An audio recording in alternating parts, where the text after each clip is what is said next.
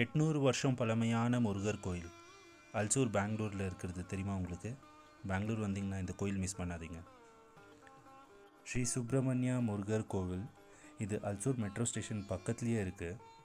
இந்த கோயில் திருத்தணி அறுபடை வீடில் ஒன்றா இருக்கக்கூடிய திருத்தணியை மாடலாக வச்சு கட்டப்பட்டிருக்கு.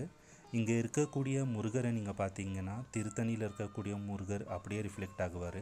நீங்கள் முருகரை தரிசனம் பண்ணிவிட்டு அப்படியே ஒரு சுற்று வந்தீங்கன்னா பின்புறமாக நீங்கள் வள்ளி அம்மனையும் தேவசேனை அம்மனையும் நீங்கள் தரிசனம் பண்ணலாம்.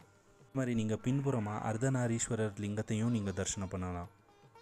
கூடவே நீங்கள் இங்கே துர்காதேவி, சூரிய பகவான், காலபைரவர், வீரபாகு, அகத்தியர், நுழைவாயிலில் நீங்கள் பிள்ளையாரையும் தரிசனம் பண்ணலாம். நாகலிங்க மரம் கோயிலோட வலது பக்கமாகவும் அத்தி மரம் கோயிலோட பின்பக்கமாகவும் அமைஞ்சிருக்கு. இந்த கோயிலோட இன்னொரு சிறப்பு அம்சம் என்ன அப்படின்னா, எந்த ஒரு முருகர் கோயிலும் பார்க்க முடியாத மாதிரி இங்கே முருகரோட வாகனமாக நீங்கள் யானையை பார்க்கலாம்.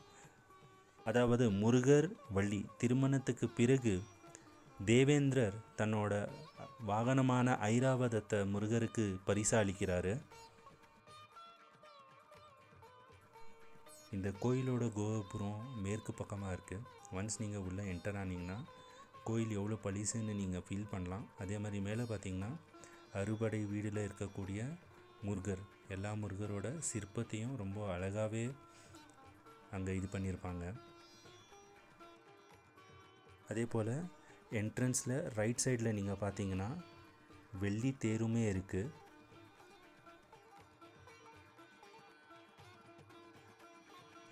இங்கே சூரசம்பாரம், தைப்பூசம், பங்குனி உத்திரம் இதெல்லாமே ரொம்ப கிராண்டாக ரொம்ப சிறப்பாகவே பண்ணுவாங்க.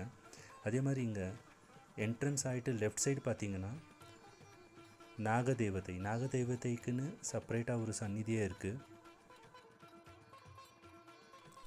நாகதேவதை, நாகக்கன்னிகை, நாகலக்ஷ்மி எல்லாமே நீங்கள் பார்க்கலாம். இதுதான் அது. என்டர் ஆன உடனே பார்க்கலாம், நீங்கள் ரொம்ப சிறப்பாக இருக்கும்.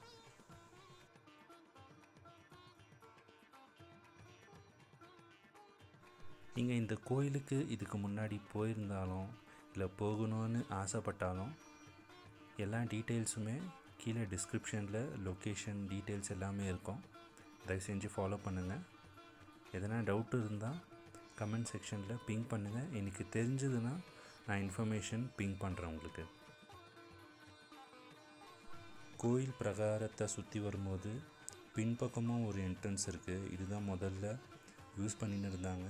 ஸோ முன்பக்கம் என்ட்ரன்ஸ் புதுப்பிச்ச பின்னாடி எல்லாருமே முன்பக்கம் தான் வராங்க. இதுதான் முதல்ல யூஸ் பண்ணின்னு இருந்தாங்க. இங்கே பின்பக்கமாக நீங்கள் விஷ்ணுவுக்கு செப்ரேட்டாக ஒரு சின்னதாக ஒரு சன்னதி மாதிரியும் இருக்குது. அதையும் பார்க்கலாம். எனக்கு இந்த கோயில் ரொம்பவே க்ளோஸ் டு ஹார்ட். உங்களுக்கு அந்த எக்ஸ்பீரியன்ஸ் இருந்ததுன்னா தயவு செஞ்சு கமெண்ட் செக்ஷனில் உங்களோட கமெண்ட்டை பிங் பண்ணுங்கள்.